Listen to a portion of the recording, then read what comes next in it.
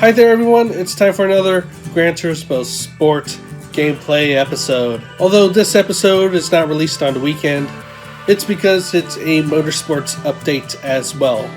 So after I do one race, I will update you with the latest motorsport news. So the one race we're going to do today is the Mercedes-AMG Grand Prix. It is under the GT Leagues, of course featuring Lewis Hamilton's championship winning car from 2017. As you can see, I have yet to do any of the races here. So what we'll do is we'll race at Tokyo Expressway. I do love this circuit.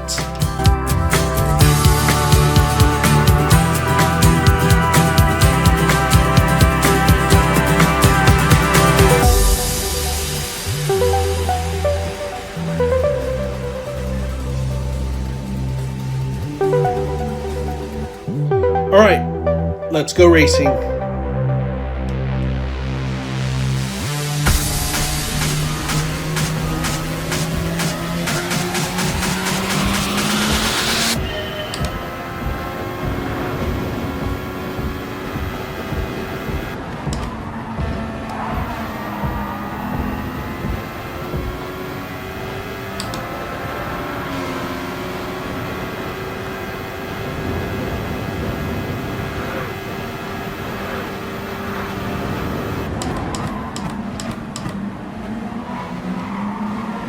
Yes, as you saw, it does go up to 8 gears.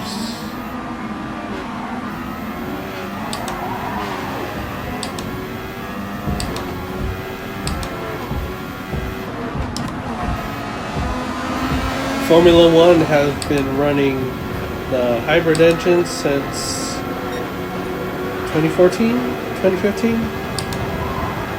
Phantom shifted. Dang it. I keep phantom shifting.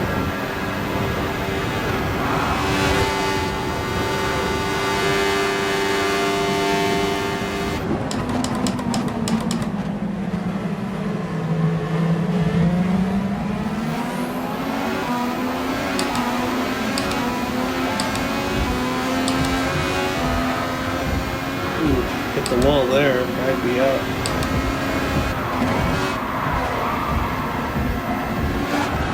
Oh, I need to slow down a bit.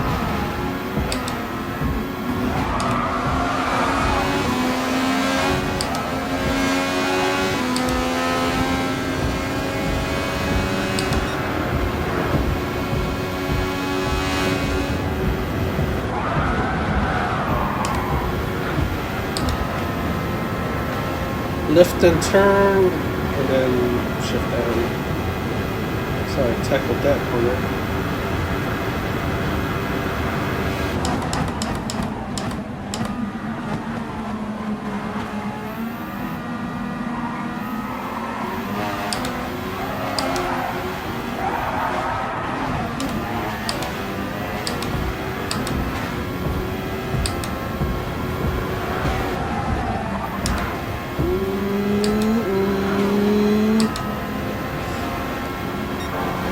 I played the previous, I phantom shifted again. Anyways, I mean, the sound of the engine, it's how a Formula One car sounds. In the past, with the V10s and V8s, they were monster sounds, but, I mean, yeah, they have the same power output, but, with the, I guess you could call it the modern day Formula One cars today, I'm not too fond of how they sound. I like the old sounds of the V8s and V10s.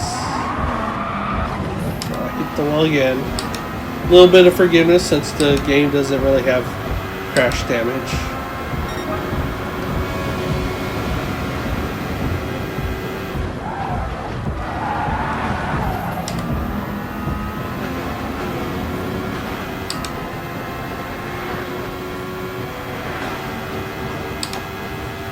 Phantom shifted again. Let me stop doing that.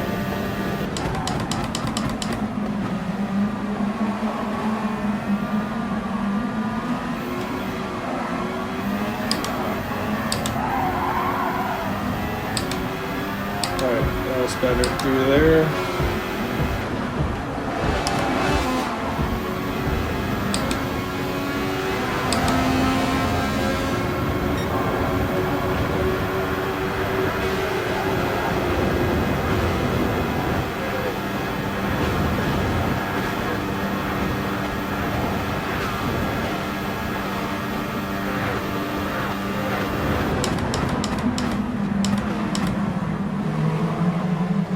Shifting down 6 times from the 8th gear.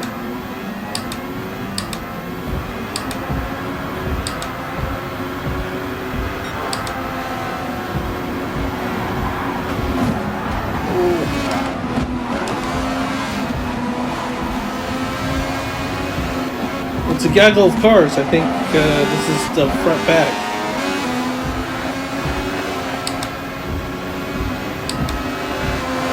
Pushing him.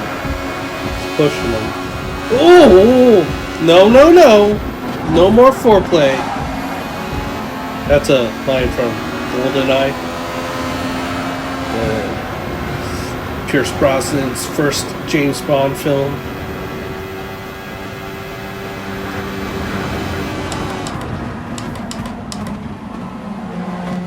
Got him, got him. You can hear the turbo spooling. Oh, I have DRS? How do I activate DRS? Oh, yeah! I have to look at that on a replay. DRS, or drag reduction system, is utilized with the rear flap of my spoiler. When I activate DRS, the flap opens, creating less drag.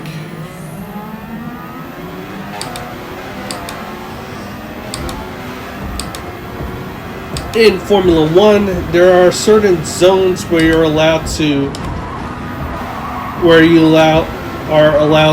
or it engages the DRS. I mean, here in this game, it engages when there's a straightaway, or at least a straight. And that's when the DRS zones are on a circuit, or straightaways. Because if you had DRS on during a turn, you would have no rear grip and probably spin out.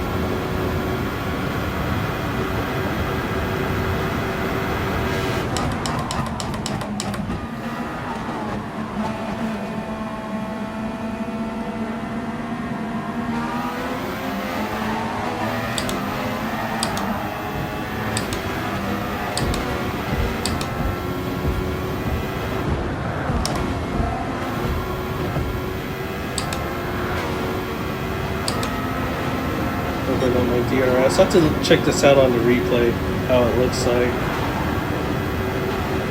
I mean, it's cool seeing the mechanics of a car at work.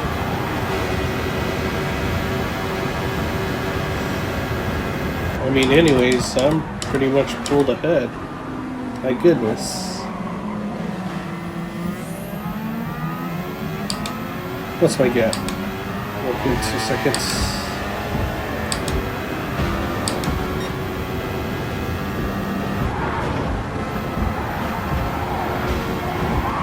Oh, and more about DRS is that you're only you're only allowed to use it when you are under 1 second away from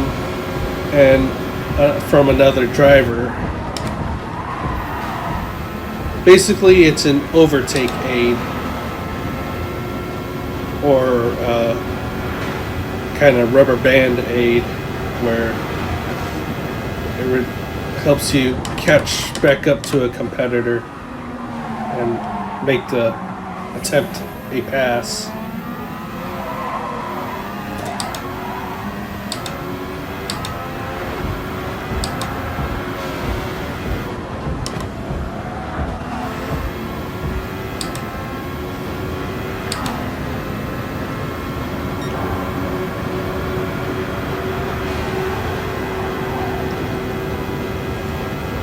before Formula One cars had KERS, where it's kind of like the boost system in Indycars or the Super Formulas.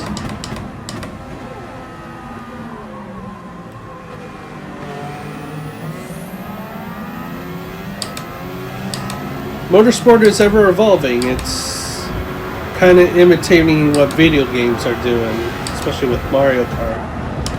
Like with the overtake button, the boost button gives them an extra horsepower in IndyCar.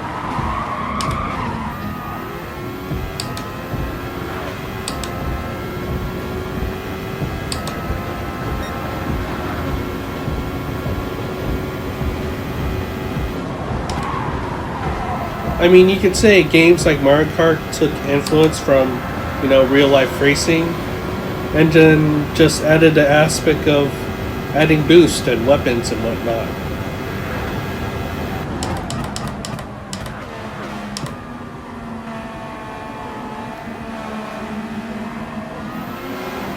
I mean, maybe sooner or later we'll see real life Mario Kart with the Robo Race, the autonomous vehicle racing series. And then we see already similar things. Probably you could say they took it from Mario Kart, where like on the ground there's like the turbo boosts and everything, and if you run over it you go faster. Or like that old NES game RC Pro-Am.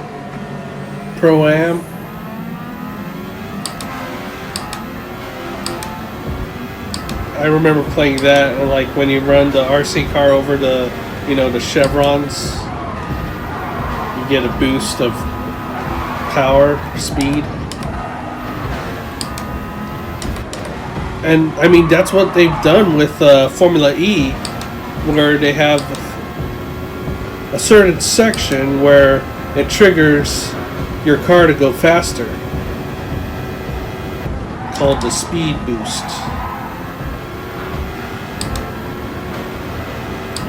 It's really cool. You have to check it out. You have to look it up. Anyways, I mentioned this in a previous video, but I mean, there's still plenty of racing replays that are uploaded onto YouTube, and especially through the official racing series YouTube channels, they have a lot of full race replay coverage on their channels for you to watch. Alright, I need to focus. They're catching me. 0.7? Yeah, they're catching me.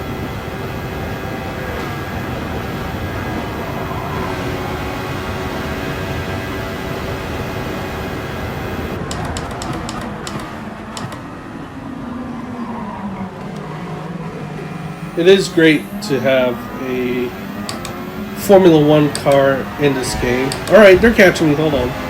Full focus. Full focus. I need to focus.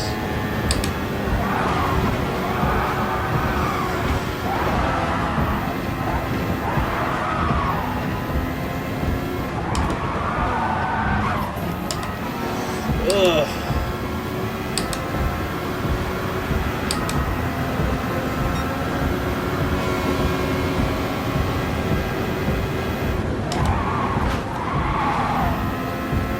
Again, if I hit the walls like that, I'm already out of the race.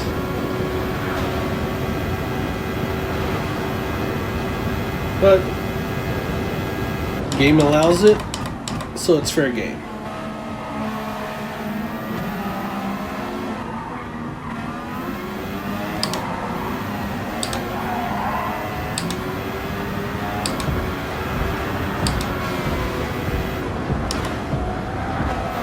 Lift, back on the throttle, don't need a brake through there. These are fast corners, and my car generates enough downforce for it to stick on the ground and not spin out.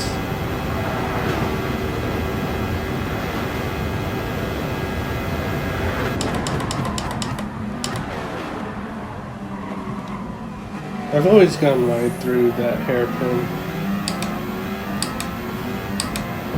Alright, I've extended the lead.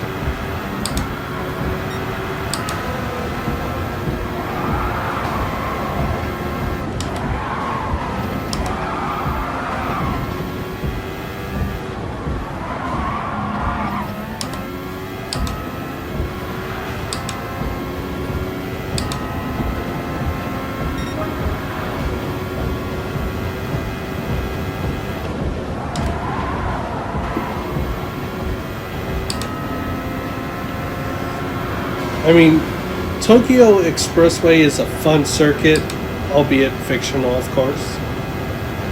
But, I mean, it's fast.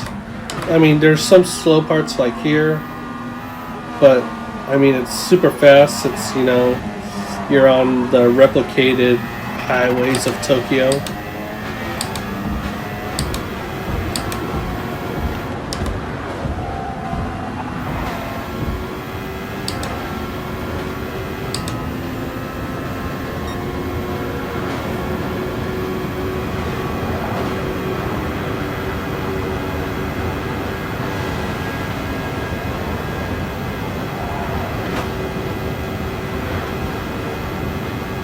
I need to be a little bit smoother with my turning. I cannot turn it too hard. Anyways, yeah. Not bad, guys. Not bad. Not a bad race.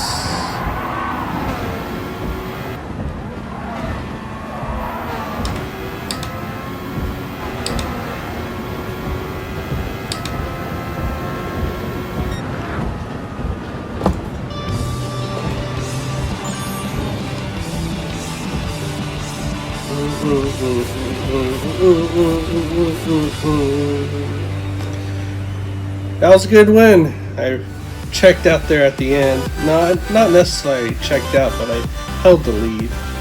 The gap was still within 2 seconds. I wanted to say I checked out. Alright, while the replay goes, let's talk about some of the motorsports news. The first bit of news is that there have been more cancellations to racing events from Formula 1, Indycar, Nascar. So far, events all the way up until the month of May have been canceled. Indycar did mention their amended schedule, but they've announced recently that the Detroit Grand Prix would be canceled as well, and that the first race of the season will be in Texas in the beginning of June. Although, with my guess, since the Formula 1 Canadian Grand Prix, which is also somewhere around the beginning of June, has canceled their events, that IndyCar might start the season mid-June. Again, it all depends on how this pandemic pans out and how or if they could postpone some events or they do have to cancel the events fully. With this stay-at-home social distancing order from the governments, I'd say there has been a resurgence for the coverage of esports or video games on television or online. Not just racing, but all these other sporting games, as well as these MOBAs, have been showcasing their competitions online since everybody's home, and with commentators broadcasting from home or in a studio practicing social distancing, they're able to cover these video games or esports as genuine sports.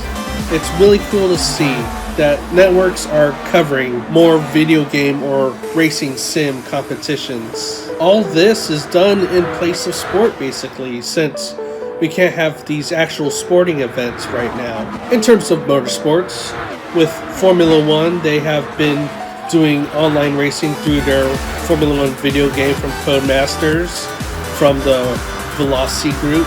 They've been showcasing Formula 1 races from the game online, featuring pro esport players and actual pro Formula 1 drivers. participating in these events. And there have been many other racing series doing the same too, like the Virgin Australia Supercars, the World of Outlaws, the GT Challenge. They're all using their respective video games or racing sims. They're showcasing racing during this time where we're not allowed to have any mass gathering events. Like I said, it's really awesome that there's a showcase on video games, racing sims, on television, with the main two motorsports series here in the US, NASCAR and Indycar. They have started their e-racing series featuring the pro drivers of their respective series. NASCAR has titled this the NASCAR Pro Invitational iRacing Series. Within the title, that's what they use as their racing sim for this competition, is iRacing. And what's cool about this is that it also brings other drivers from the National Series, as well as other drivers out of retirement, like Dale Earnhardt Jr. He is participating in this NASCAR series. Basically, they're following the races of their regular schedule, what was supposed to be the race at that weekend. So far, they've had 3 events. The first event was in Homestead Miami Speedway, well, virtually Homestead Miami Speedway, and Denny Hamlin took the win there. The second race was at Texas Motor Speedway. In a surprise win, Timmy Hill would win that race. Their last race was in Bristol, where William Byron took the win. As I'm recording this, it is Easter weekend, so there is no scheduled NASCAR Pro Invitational iRacing Series race this weekend. So the weekend after Easter, they will race on Richmond International Raceway. You can check out that race on Fox Sports 1 on April 19th. The IndyCars would follow suit as well, having their iRacing series titled the iRacing IndyCar Challenge. Once again featuring pro drivers from the IndyCar series, as well as other racers that want to join. Jimmy Johnson from NASCAR joined in for the first 2 races. Just recently, Dale Earnhardt Jr.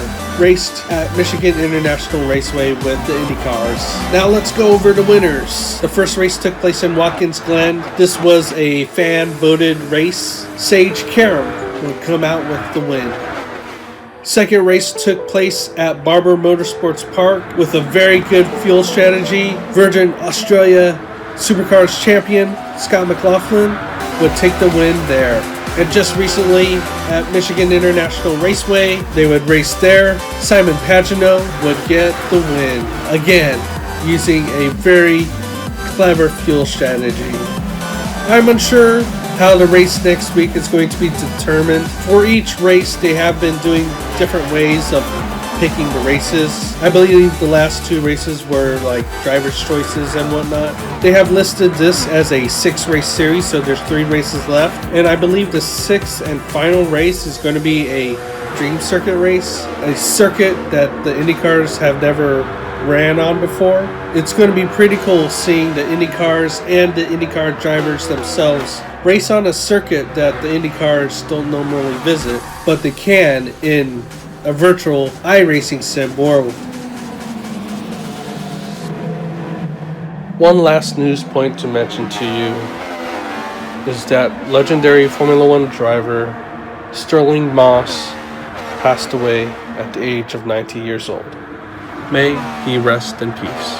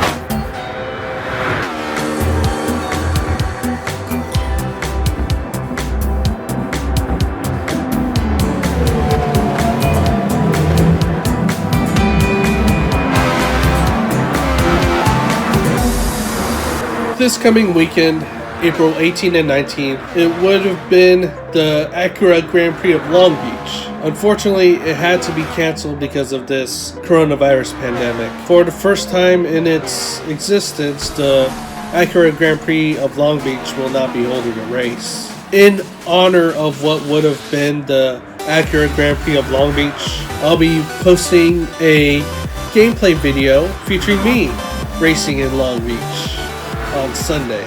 And then on Saturday, I'll be featuring a vlog of my past visits to the Grand Prix of Long Beach, or as it was sponsored at that time by Toyota, the Toyota Grand Prix of Long Beach.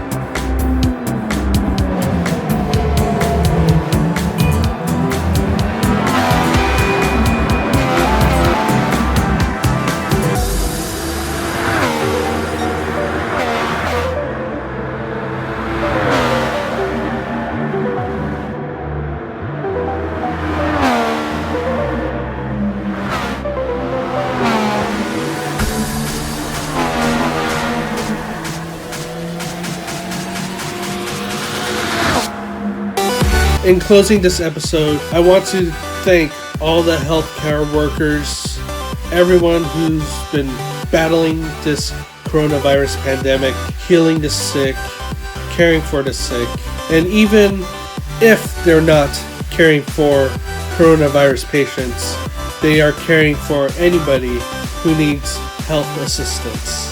Thank you to everyone in the healthcare field. And I also want to thank all the workers of essential businesses like grocery stores. They are helping to keep us afloat, keep us going, because they provide all the food and necessary sanitary needs that we need to purchase, as well as the restaurants. They are still serving food, albeit to go. Thank you for watching this Motorsports update and Gran Turismo Sport gameplay episode. Make sure to like the video, subscribe to the Spell Go YouTube channel if you haven't, and as always, thank you for watching.